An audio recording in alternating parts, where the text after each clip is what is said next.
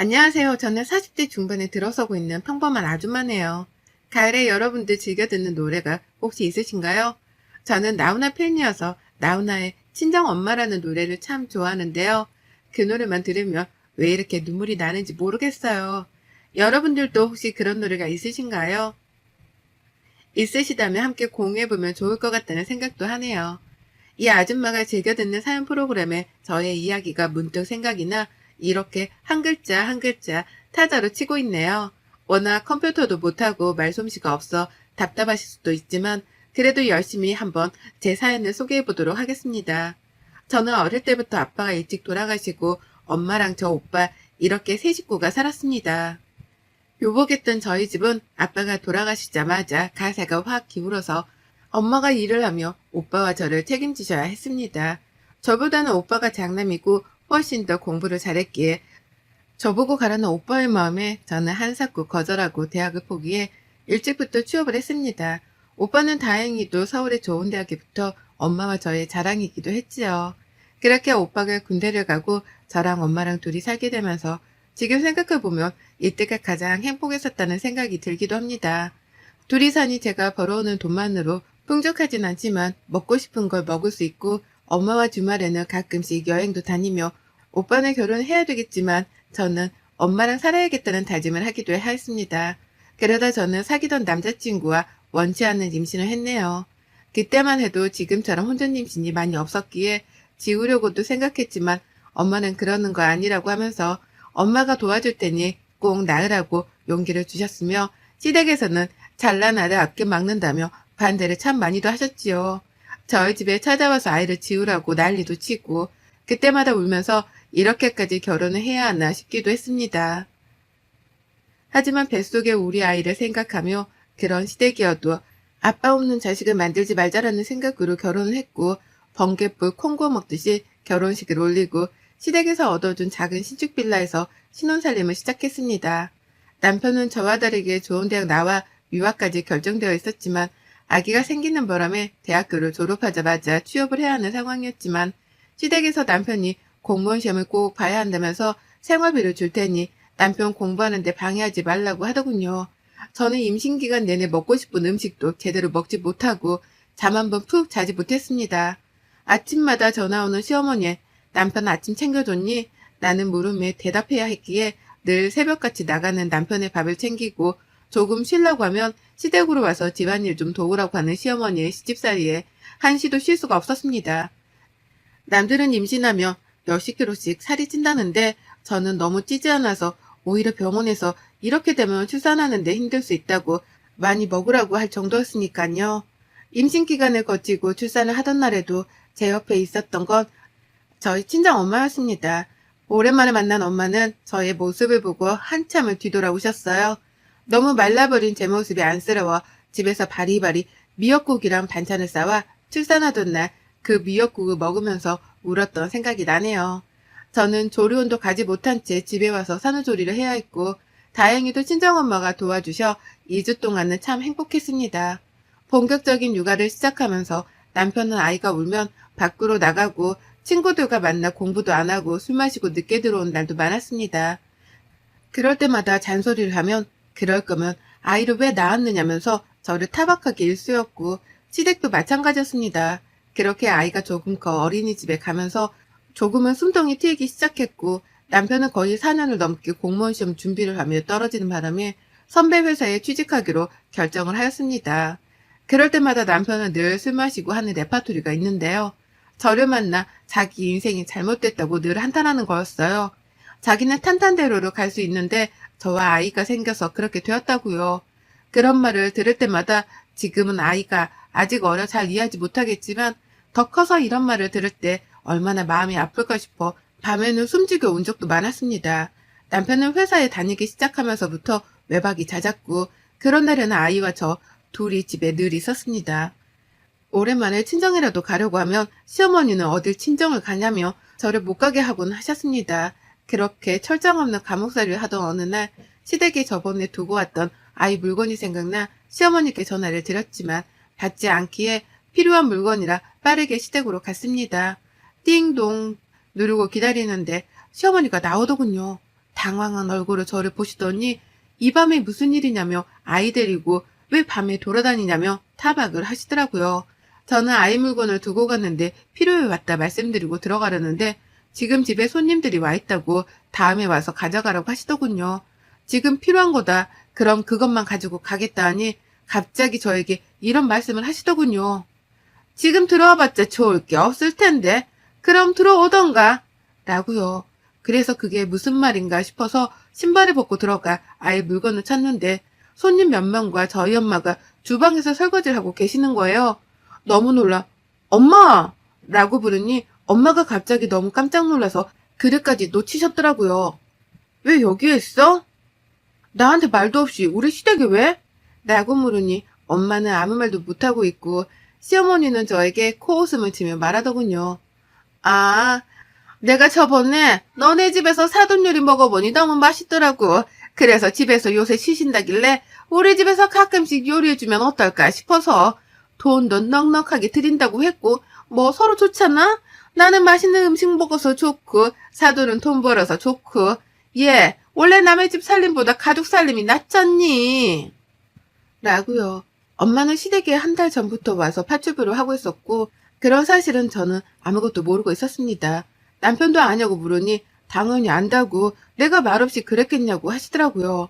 돈도 다른 것보다 넉넉하게 주는데 뭐가 문제냐면서 오히려 시어른한테 대든다고 저에게 몰아붙이는 시어머니의 얼굴을 보는데 식탁 위에 있던 맥주잔을 들어 그대로 시어머니에게 뿌렸습니다. 아무리 내가 하찮더라도 그래도 사돈되는 분에게 자기 살림을 시키다니요. 그것도 남편이 알고 있다는 사실 자체가 저에게는 여기에 있을 이유가 없더군요. 그렇게 맥주를 뿌리니 시어머니는 소리치면서 제 뺨을 짝하니 때리며 얘가 어디서 근본 없는 게 들어와가지고 애기 생겼다고 파줬더니 어디서 너 배운 교육이니? 너네 엄마한테 그렇게 배웠니? 하기야 너나 네 엄마나 수준이 알만하다. 내가 돈을 안 줬니 뭐랬니? 그냥 니네 엄마 음식 잘하고 일 구한다길래 우리 집에서 일해보라고 한 것뿐이고 너한테도 말할까 했지만 우리 아들이 말하지 말래서 안 했다. 근데 어디서 지금 그딴 행동을 해? 미쳤어? 라고요. 지금 저랑 저희 엄마한테 이렇게 하신 거 나중에 두고두고 후회하실 거예요. 나는 말 한마디를 하고 저는 곧장 집으로 달려갔습니다. 제 짐을 몽땅 캐리어에 있는 대로 아이 짐과 제 짐을 꾸겨놓고 나가려는데 남편이 들어오더군요. 너 니네 집에서 우리 엄마 일하는 거 알았어? 나도 며칠 전에 알았어. 아는데 왜 안 말리고 나한테 말도 안 했어? 뭐하러 말해. 나도 장모님한테 하지 말라고 했는데 괜찮다고 사돈댁 도와주면 우리 딸이 이쁨 받고 좋지 않겠냐면서 그러시는데 내가 그럼 뭐라고 말해? 지금 그것 때문에 집 나가려고 짐을 싼 거야? 너도 참 너다. 입장 바꿔서 니네 엄마가 우리 집에서 식모하면 좋겠냐? 야, 말이 되는 소리를 해. 우리 엄마랑 니네 엄마랑 급이 다르잖아. 아니지. 우리 집이랑 니네 집이랑 급이 다르지. 니네 집에서 잘난 거 니네 오빠밖에 없지 않냐? 근데 그 오빠 지금 뭐하고 있어? 유학 가서 매달 돈이나 축내고 있지 뭐. 너 더 이상 나랑 우리 애기 찾지 마. 네가 말한 대로 네 앞에서 사라져 줄 테니 너랑 니네 엄마 얼마나 잘 사는지 두고 보자. 아이고, 그러면 내가 무서워서 제발 가지 말라고 하게? 제발 나는 네가 네 발로 나가기를 바랬어. 나가서 좋은 사람 만나 살아? 양육권, 친권 다 포기할 테니. 그 뒤로 양육권, 친권 포기각서 위자료 받고 양육비 없이 이혼을 했습니다. 처음에 이혼하고 나서는 어떻게 살아야 할지 막막했습니다. 당장 가진 돈도 없었고 아이도 어렸고요. 그러다 엄마가 저에게 통장 하나를 건네주셨습니다. 그 통장에는 아빠가 돌아가셨을 때 엄마가 우리가 없더라도 잘 살 수 있도록 노후자금이 들어가 있는 통장이었는데요. 이걸로 저에게 하고 싶은 거 하면서 살라고 건네주더라고요. 어떻게 이걸 쓰냐고 펑펑 울었지만 엄마는 제가 행복한 게 가장 행복하다면서 뭐라도 시작하라면서 건네준 통장으로 엄마와 저는 조그마한 한식집을 냈습니다.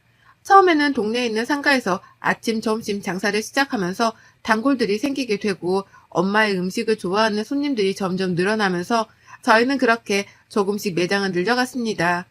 그러다 한정식 전문점을 차리게 되었고 지금은 3개 정도 운영을 하고 있는 상태입니다.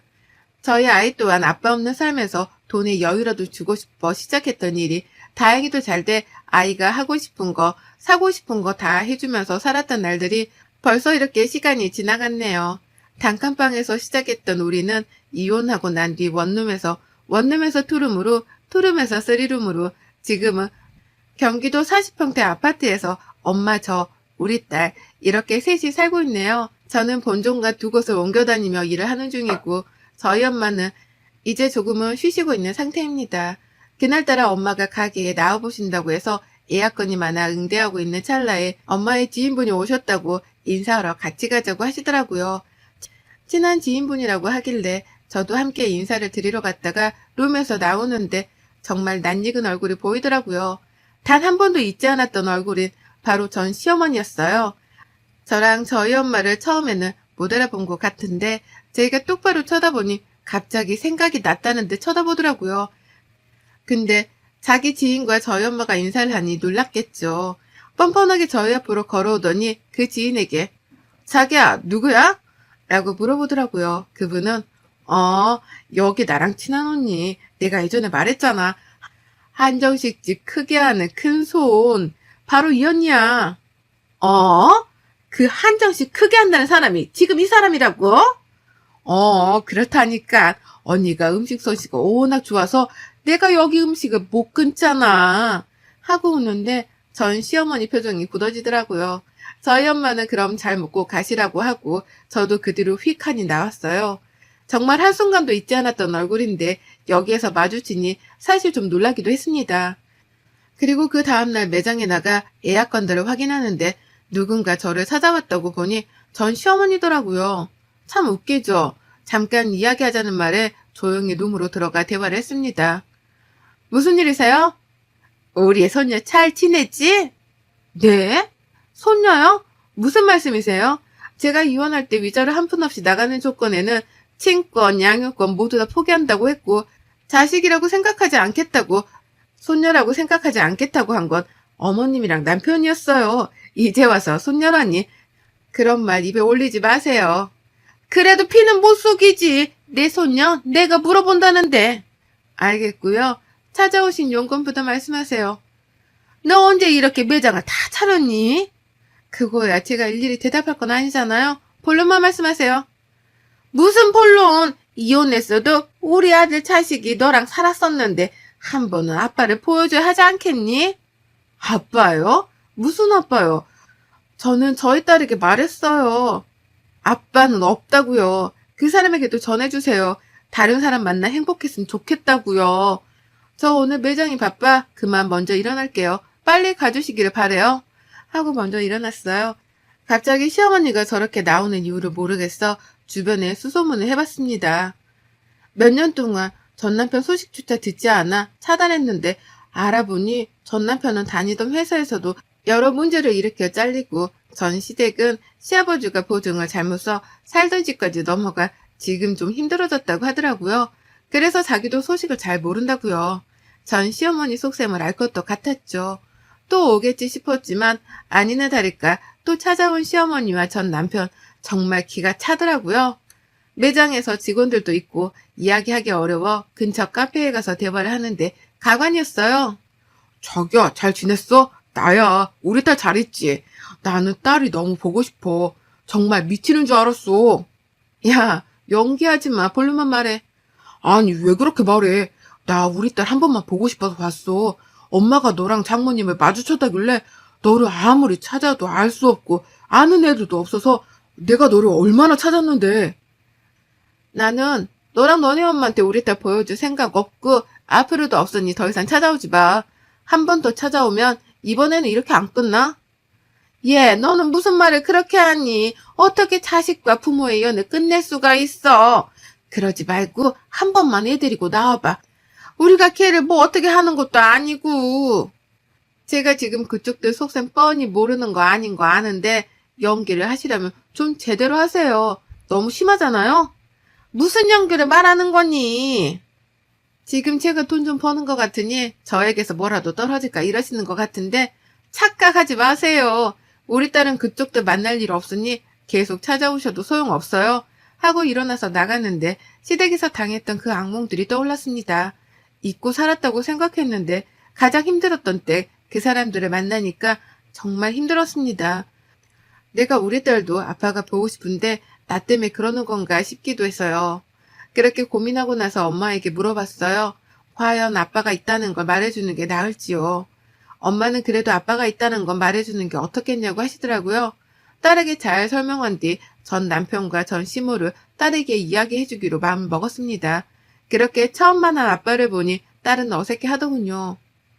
애기야, 할머니야. 할머니가 얼마나 우리 손녀가 보고 싶던지.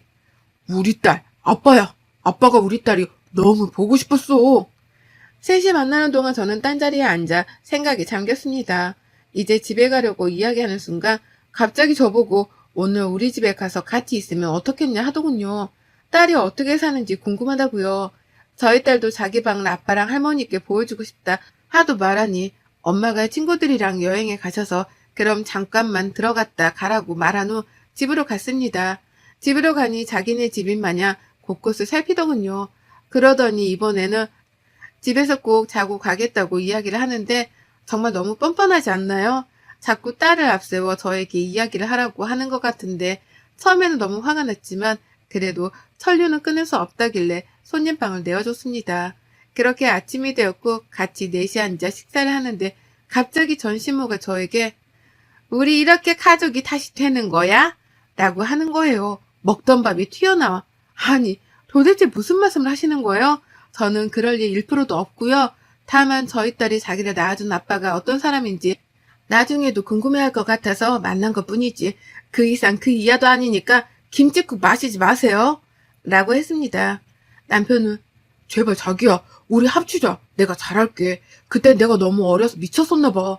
우리 딸을 보니 정말 나 다른 곳에 못 갈 것 같아. 내가 더 잘할게. 엄마도 정말 미안하다고 했어. 그래 야 내가 그때 정말 미안하구나. 사돈에게도 내가 정말 사과를 하고 우리 다시 여기서 잘 지내보자. 아가야 내 며느리가 되어주면 안 되겠니? 하며 헛소리를 하는데 아무 말도 안 하고 저는 가만히 있었습니다. 그들은 저보고 긍정의 의미냐면서 좋아하는 순간 번호키를 누르고 들어오던 소리에 저보고 누구 올 사람 있어? 라고 물어보더라고요. 그래서 대답했어요. 네, 저랑 곧 결혼할 사람이요. 라고 말했죠. 그랬더니 둘 다 순간 놀라 벙 찌더라고요. 저의 애비 남편이 들어오자 저희 딸은 아빠 하면서 달려갔고 애랑이 딸을 안아주더라고요. 시어머니와 남편은 이게 무슨 소리냐면서 놀라길래 그대로 설명해 드렸어요. 말 그대로 제 남편이요. 아니지, 애비 남편이요. 그리고 저희 딸의 아빠요. 무슨 소리야? 아빠는 나지. 너였지. 너였는데 네가 포기했잖아. 다신 보지 않기로 다 서류 써서 제출했잖아. 도대체 무슨 소리야? 아니 그땐 그랬지만 이제는 잘한다니까. 네가 결혼할 거면 딸은 놔주고 결혼해. 너 진짜 콩밥 한번 먹어보고 싶어 이래? 아 맞다. 네가 지금 서류 놓고 기다리는 회사 있지? 네가 그걸 어떻게 알아? 그게 왜? 그 회사에 못 갈 것 같아. 그 회사 우리 남편이 사장이야. 라고 했더니 전 남편의 얼굴이 정말 새빨개지더라고요. 이 사람에게 이야기 많이 들었습니다. 죄송한데 이렇게 찾아오시는 거 주거 침입죄에 해당될 수 있어요. 저희 이번에 결혼식 올리는데 2분 초대하고 싶네요. 저희 부모님도 많이 뵙고 싶어 하시고요. 참 궁금해 하셨거든요. 수준 이하의 사람들은 어떤 사람인지요. 무슨 이야기인지 아셨으면 더 이상 찾아오는 일 없었으면 합니다. 다시 찾아오면 그때는 경찰서에서 배워야 할 것 같네요. 전 시어머니와 남편은 그대로 주저앉아 멍을 때리고 저는 경찰 불러서 나가라고 하기 전에 나가라고 했어요. 그리고 말했습니다. 내 딸이 그래도 자기를 낳아준 아빠가 어떤 사람인지 살아가면서 궁금해할 것 같아서 온정을 베풀었는데 너랑 너네 엄마라는 사람은 끝까지 수준 이하의 사람이라는 걸 알았어. 그리고 어머님 제가 그랬죠? 그때 그 일 반드시 기억하고 있었다고요. 오갈 곳 없어서 일할 데 없으시면 저희 매장에 주방임으로 써드릴게요. 돈은 당연히 많이 드리고요. 생각 있으시면 연락하세요. 라고요. 그렇게 전 시댁과 저의 인연은 완전히 끝이 났습니다. 제가 혼자 사는 것 같아 보이니 만만했던 것 같아요. 그러니 다시 합치려고 수작 부렸지만 그거는 말이 안 되는 이야기인 거잖아요. 수준 이하의 사람들이니 수준 이하로 대해줬으니 더 이상 찾아오지 않겠지요. 그렇게 저는 오랫동안 마음속에 품어왔던 감정을 보내주었습니다. 저희 애비 남편은 저희 친정엄마가 소개해준 사람이에요. 오랫동안 단골로 왔던 부부가 있었는데 그 부부와 엄마가 연을 잘 맺어 저와도 이렇게 인연이 닿았답니다. 알고 봤더니 굉장한 재력가의 집안이었던 저희 시댁은 정말 검소하시고 늘 배려하고 이해하는 삶이 가장 행복하고 윤택한 삶이라고 말씀하시거든요. 그 삶의 목표를 이어받아 저도 이제 남편과 저희 딸과 엄마와 행복하게 살고 싶습니다. 저의 새 출발을 응원해 주실 거죠? 여러분의 생각은 댓글로 남겨주세요. 오늘도 시청해 주셔서 정말 감사합니다.